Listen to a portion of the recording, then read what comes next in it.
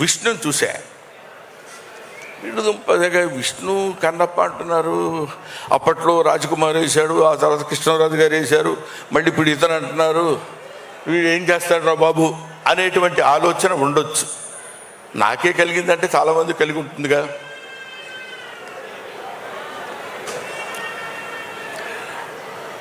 Vishnu act చేసేటప్పుడు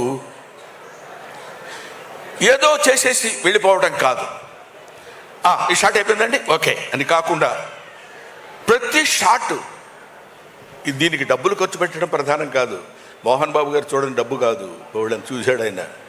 మోహన్ బాబు గారికి తెలియని డబ్బు కాదు బోల్డంతా, ఆయనకి తెలియని కీర్తి కాదు బోల్డంత కీర్తి ఉంది.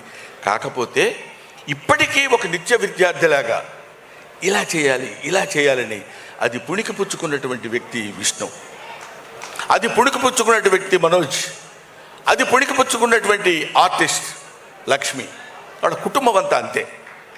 వాళ్ళు నటించడం ముఖ్యంగా ఈ సినిమాలో కన్నప్ప సినిమాలో విష్ణుబాబు ప్రతి షాట్కి వెళ్ళి అది చూసుకుని బాగుంది, ఫైట్ ఇది బాగుంటుంది, ఇది ఇక్కడ బాగుంటుంది, ఇది ఇక్కడ బాగుంటుంది, గ్రాఫిక్స్ ఏదో మధ్యలో బాగాలేదు అది ఇది అన్నారు, కాదు అమెరికా వెళ్ళిపోయి కూర్చుంటాను, గ్రాఫిక్స్ దాని పీక్స్ ఎంతవరకు ఉందో అంతవరకు విఎఫ్ఎక్స్ చేసి తీసుకొచ్చినటువంటి ప్రొడ్యూసర్ మోహన్ బాబుని పేరే కానీ producer come hero that is Vishnu. అంత కష్టపడ్డాడు అతను.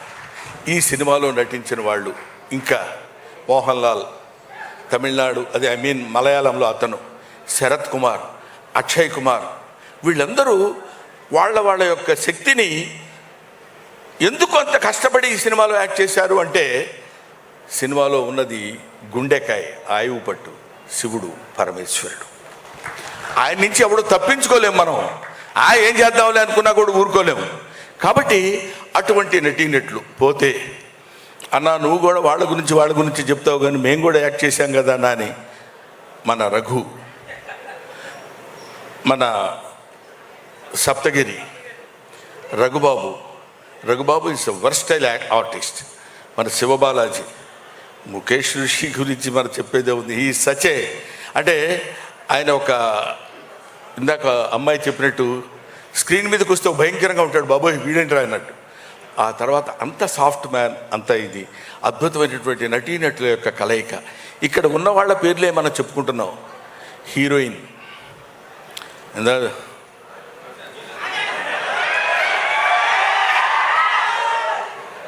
అది ఒక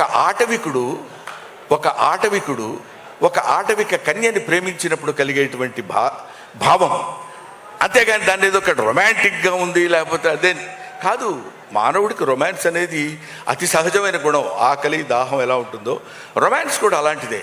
అటువంటిది ఆటవికుడైన వాడు ఎట్లా ఉంటాడు, దానికి ఆ ఆటవిక లక్షణాలతో కూడి ఒక అద్భుతమైనటువంటి తెలియకుండా దొంగ ఎదురుగా ఉన్నాడు ప్రభుదేవ. అది గీత దాటకుండా పరిధి దాటకుండా చించ్ అది కాకుండా ఏదేదో ఊపటాలు లాంటివి చేయకుండా అందంగా అది శృంగారం మితిమీరకుండా చేసి చూపించినటువంటి వ్యక్తి ప్రభుదేవ. అయితే ఒక అద్భుతమైనటువంటి క్యారెక్టర్ చేశాడు. అటు ఆ తర్వాత ఏముంది సరే చేసేద్దామని కాకుండా కొన్ని నెలలు, కొన్ని రోజులు, కొన్ని నెలలు, ఇంచుమించు 1 సంవత్సరం పాటు బాడీని ఇనప వీటితోటి కొట్టి రాళ్ళలా తేల్చి, అంటే అడవుల్లో తిరిగేవాడు బండవుడు ఎలా ఉండాలి అలాగే ఉండాలని జుట్టు పెంచి గడ్డం పెంచి గడ్డం 4-5 రకాలు చూసి ఎలా ఉంటే బాగుంటుంది, ఎలా ఉంటే చేస్తే బాగుంటుందని అద్భుతమైనటువంటి రూపకల్పన చేసిన వాడు విష్ణు. అంత కష్టపడ్డాడు. ఇదంతా మీకు నేను ఎందుకు చెప్తున్నానంటే రికోషి ఇప్పుడు ఆ శివలింగం, మామూలుగా శివలింగం అంటే మనకు అందరికీ ఒక నున్నమైనటువంటి రూపంలో ఉండేటువంటి శివలింగ స్వరూపం మనకు కనిపిస్తుంది, అది మనకు గోచరిస్తుంది ఎక్కడికి వెళ్ళినా. కానీ అడవిలో ఆ నాగసర్పంతో కూడుకున్నటువంటి శివలింగం పెట్టాలనేటువంటి ఆలోచన ఎవరికి వచ్చిందో నాకు తెలియదు, కానీ వాళ్ళకి శిరస్సు వంచి పాదాభివందన చేస్తున్నాను. ఆయన స్వయంభువుడు అంటే ఆయన కదా, నిజానికి ఒక అద్భుతమైనటువంటి శివస్వరూపం అదే కదా. అక్కడికి వెళ్ళి ముఖ్యంగా భక్తుడిగా ట్రాన్స్ఫర్మేషన్ చెందిన తర్వాత ఆ పాట మనం ఇందాక చూసాం.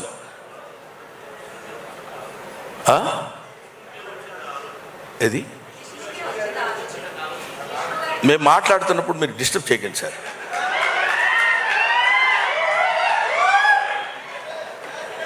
తీసుకో.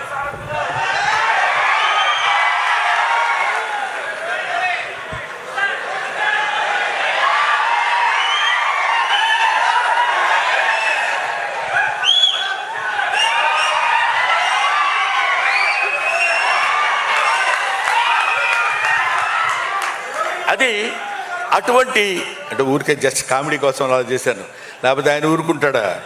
ముక్కల కింద నరికేస్తాడు, మామూలుడు కాదు. నాకు తెలుసు, అది మీకు తెలుసు, అది వేరే సంగతి. కానీ అటువంటి ఇక్కడ ప్రతిదీ మనం నాకు తెలుసు నేను ఎక్కువ మాట్లాడుతున్నానని. మీరు కూడా ఒక 70-80% ఇంట్రెస్ట్గా వింటున్నారని తెలుసు. ఓ 20% బోర్ కొట్టుద్ది, ఏంట్రా పద్యాలు పాటలు చదువుతున్నాడని. కానీ ఇక్కడ చెప్పాల్సినటువంటి బాధ్యత ఉంది కాబట్టి ఈ సినిమాలో నేను యాక్ట్ చేసిన వాడిగా కాకపోయినా సరే శివుడి గురించి చెప్పుకోకుండా ఎవడు ఉంటాడండి? పైగా మన వెంకట్రావు 35 సంవత్సరాల క్రితం వెంకట్రావు గారు, ఎందుకంటే ఎమ్మెల్యే గారు కాబట్టి అలా అనాలి. మేమిద్దరం కో-ఆర్టిస్టులం సత్యాగ్రహం అనే సినిమాలో కలిసి నటించాం. ఈ గుంటూరు నాకు బాగా పరిచయమైనటువంటి స్థలం. ఈ గుంటూరులో ఏది ఎక్కడ ఉంటుందో మాకు తెలుసు. ఓవర్ బ్రిడ్జ్ ఎక్కడ ఉంటుందో, నాగశంకర్ ఎక్కడ ఉంటుందో, జెండా టవర్ ఎక్కడ ఉంటుందో అన్నీ తెలిసిన వ్యక్తిని. నేను ఇక్కడ చదువుకున్నాను. ఒక్క మాటలో చెప్పాలంటే ఈ ఊరు వచ్చి లారీలకి పెయింటింగ్ కూడా వేశాను నేను. సరే, అదో పద్ధతి. ఇది చెప్పడానికి ఎందుకే ఎంతసేపు అరుస్తున్నావు అనుకోవచ్చు మీరు. ఇది నీ చేత మోహన్ బాబు గారిని అభ్యర్థించి ఇక్కడ తీసుకొచ్చి ఇక్కడ ఈ కార్యక్రమం నిర్వహించవలసిందిగా నీలో ప్రవేశించిన వాడు మన కోటప్పకొండవాడు ఉన్నాడు. చేదుకోకోటయా. అది ఇందాక చెప్పినట్టు హరహర మహాదేవ శంభూ శంకర నమ పార్వతీపతే హరహర మహాదేవ. ఆ తండ్రి తలుచుకుని ఇన్ని రకాలైనటువంటి కారణాల వల్ల మనం ఒక అద్భుతమైన రీతిలో ఈ గుంటూరు ఒక అందమైనటువంటి కళలకి కానాచి గుంటూరు. ఈ ప్రదేశంలో ఈ కార్యక్రమం నిర్వహించాలని నిర్దేశించిన వాడు సకల సృష్టి స్థితి లయకారుడైనటువంటి పరమేశ్వరుడు, ఈశ్వరుడు. ఆ ఈశ్వరాజ్ఞ వల్ల ఇక్కడ జరిగింది.